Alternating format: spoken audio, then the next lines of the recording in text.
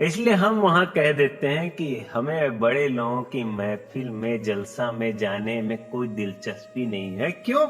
क्योंकि हम वहां भी सच बोलेंगे और सच बोल के सारा मजा किरकिरा कर देंगे। जी हाँ, हमने देखा है इस जीवन में कि हर विधा में, हर क्षेत्र में, हर कला में निपुणता हासिल करने की एक होड़ है, एक दौड़ है, एक कंपटीशन है, एक प्रतिस्पर्धा है। तो हर कोई यहां लगा है। हम देखते हैं कला के क्षेत्र में तो बहुत नामी हस्ती है। हम देखते हैं धर्म के क्षेत्र में तो तरह तरह के लोग आ चुके हैं, महाप्रसिद्धि प्राप्त कथावाचक हो चुके हैं, भगवताचार्य हो चुके हैं, शंकराचार्य हो चुके हैं। राजनीति के जगत में देखें तो भी बड़े बड़े लीडर्स का नाम आता है, स्वर्गीय कहो या जीवंत, आता ही आता है। खिलाड़ी के रूप में देखें या किसी भी तरह से देखें, आपको मिलेगा ही बहुत से लोगों का नाम। हम उन नामों को रुस्वा नहीं करना चाहते। जी हां, यहां जिसके हाथ में सत्ता होती है वो अपने हिसाब से नीति नियम बनाता है, वो कानून की धज्जियां उड़ा देता है, संविधान की धज्जियां उड़ा देता है। ऐसा हमने फिल्मों में देखा है। फिल्म बयां करती है। क्यों? क्योंकि फिल्म समाज का आईना होता है। समाज का आईना फिल्म होता है और उस फिल्म को देख के हम बढ़ते हैं तो उस फिल्म के हिसाब से हमारी सोच, हमारी मनोवृत्ति होगी। तो हो सकता है हम फिल्म के हीरो हों, तो हीरो का जो बोलचाल होना चाहिए वो हमारा अपने हिसाब से रहता है। हम खुद रचना करते हैं, हम ही राइटर होते हैं, हम ही एक्टर होते हैं, हम ही सब कुछ होते हैं। तो हमारा अंदाज बयानगी होता है, जिसे आप पसंद करें तो अच्छा लगेगा और नहीं भी पसंद करें तो भी अच्छा लगेगा। कारण है हम उस मन स्थिति को मेंटेन कर चुके हैं जिसमें हमें हमारी आलोचना से भी फर्क नहीं पड़ता और प्रशंसा से भी ज्यादा प्रभावित नहीं होते। कारण हमने सुन रखा है कि सूरज उगते हुए भी लाल होता है और डूबते हुए लाल होता है, और यही संत का व्यवहार होता है, यही संत का अपना स्वभाव होता है। संत का स्वभाव जो होता है वो ब्रह्म का स्वभाव होता है, प्रकृति का स्वभाव होता है, नेचर का स्वभाव होता है। तो उस नेचर में हमें ढल जाना होगा। इसके लिए हमें जो करना है हम करते हैं। हमें हमारा साथी मिल गया है मिस्टर यशवंत विश्वकर्मा। इसका भी अपना जलवा है, इसका भी अपना रोल है, बखूबी निभाता है अपना रोल। इनसे हमने कह दिया है कि जरा हमारी बात सुनना, हम अपने दर्शकों से गुफ्तगू करेंगे, चर्चा करेंगे, वार्तालाप करेंगे, कन्वर्सेशन करेंगे। तो इन्होंने कहा कि आइए हम भी साथ में चलते हैं। आए तो हम इनका सबसे बड़ा धन्यवाद देते हैं। ये वीडियो कलेक्ट करते हैं, एडिट करते हैं, साउंड इफेक्ट करते हैं, न जाने क्या क्या करते हैं और पोस्ट भी करते हैं। तो इनका हमारे जीवन में बड़ा योगदान है। हम इन्हें बड़ा सम्मान देते हैं और सम्मान देने लायक व्यक्ति हैं हमारी में। हम बता रहे थे आप सभी को कि हम धर्म जगत की बातों से आप लोगों का रिश्ता जोड़ना चाहते हैं, और सबसे बड़ा है धर्म इंसानियत। तो इंसानियत के धर्म के नाते हमने उन्हें हाँ तो कह दिया जिन्होंने अपने जलसा में हमें बुलाना चाहा कि आइए, स्वागत है गणतंत्र दिवस में, आप सम्मिलित होइए, ध्वजारोहण कीजिए। हमने हाँ कह दिया और हाथ जोड़ लिया, नहीं गए। कारण सिर्फ इतना है कि हम वहां बात करेंगे और हमको समय नहीं दिया जाएगा ज्यादा।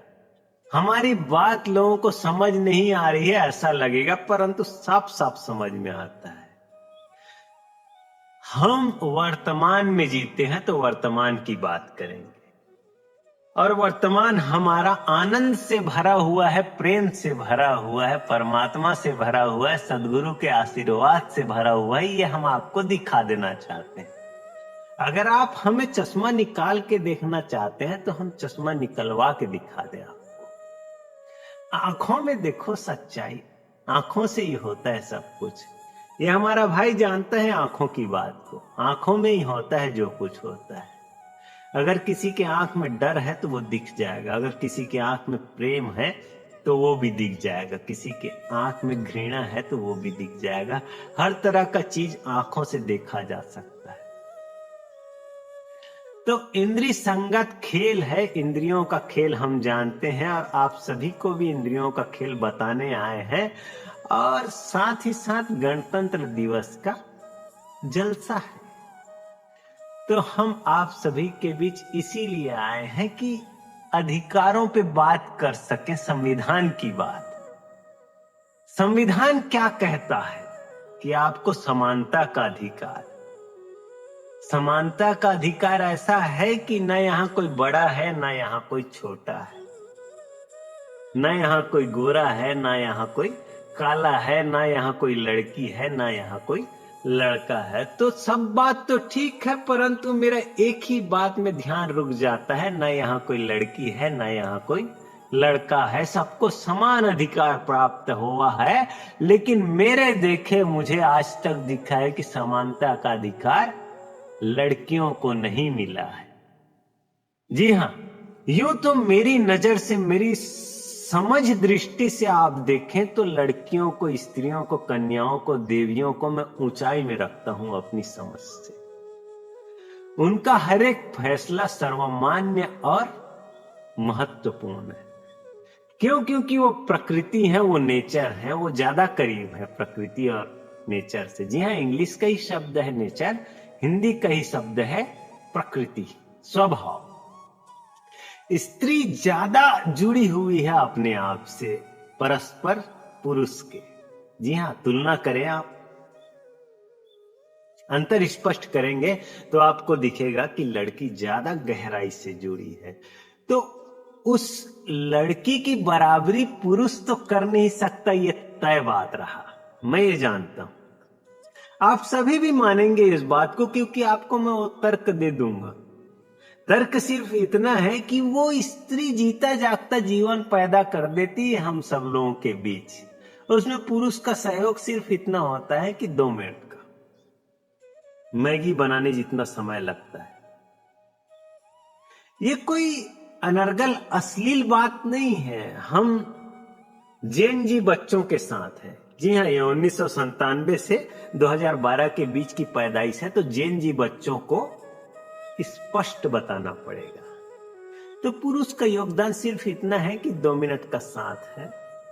उसके बाद 9 महीने के लिए जो वो स्त्री अपने भ्रूण की रक्षा करती है, अपने बीज की रक्षा करती है, और उस बीज को पल्लवित करती है, पोषित करती है, और इस संसार में जन्म दे देती है, ये पुरुष नहीं कर सकता। तो वो स्त्री से बराबरी नहीं कर सकता, इतना मैं जानता हूं। इसलिए कह रहा हूं कि समानता का अधिकार कहना ही झूठ की बात है। सदैव नीचे रहेगा पुरुष, लेकिन पुरुष प्रधान देश है मान लो, तो फिर क्या करेंगे? है? पुरुष प्रधान देश में पुरुष की बात को ही तवज्जो दिया जाएगा जैसे तैसे। इसलिए हमारे देश में स्त्री को समानता का अधिकार प्राप्त नहीं है, ये ऐसा महसूस करता हूं मैं शादीशुदा व्यक्ति। मेरे घर में भी स्त्री है, मैं भी किसी माँ का बेटा हूं, मेरे घर में भी मैंने उस माँ को देखा है, उसके साथ व्यवहार संगत जो भी बात हुआ है किया है मैंने। उस हिसाब से मैं देखता हूं तो स्त्री को सदा से दबाया गया है। तो मैं स्त्रियों का मसीहा बन के आया हूं, ऐसा बिल्कुल नहीं है। मैं प्रेमी आदमी हूं, मैं परमात्मा के जगत का आदमी हूं, मैं सदगुरु के सानिध्य में पलता हूं, और मुझे हर एक चीज साफ साफ समझ में आता है। तो आप सभी लोगों के बीच करना चाहता हूं, यही ब्लॉगिंग का अर्थ है। ब्लॉगिंग का अर्थ सिर्फ इतना ही होता है कि आप बहुत बेहतर जीवन जी रहे हैं, अपने इस ब्रेन को उपयोग कर लिए, आप हर एक चीज बारीकी से समझ गए, आपको समझ में आ गया कैसे जिंदगी जीना है। तो वो जिंदगी इतना अच्छा है कि आप दिखा सकते हैं लोगों के बीच। तो मैं आया हूं आप सभी के बीच इस भाई का सहारा लेके, गणतंत्र दिवस का सहारा लेके, संविधान का सहारा लेके। आजादी कितनी घातक हो सकती है अगर उसमें संविधान की व्यवस्था ना की जाए तो, ये लेके। तो मैं देखा हूं इस आजाद भारत देश में अधिकार तो दिया गया है संविधान में समानता का। क्या कहते हैं आप सब? इन्हें भी खांस लेने का अधिकार था, ये फुटेज में भी खांस सकते थे, पर इन्होंने समझदारी दिखाया कि बगल हो गए। संवैधानिक व्यक्ति है, नियम कानून में रहते हैं, इन्हें पता है कि आवाज शोर करेगा तो डिस्टर्ब करेगा तो अच्छी बात नहीं है, साइड हो, बस इतनी सी बात है। तो मैं यहां आप लोगों को समानता के अधिकार से जोड़ना चाहता हूं और समानता के अधिकार पे बात करूंगा। तो गणतंत्र दिवस का ये बात चर्चा जारी रहेगा, और जारी रहेगा तो यहीं से सेकंड पार्ट चालू होगा। तब तक के लिए जय हिंद, नमस्कार।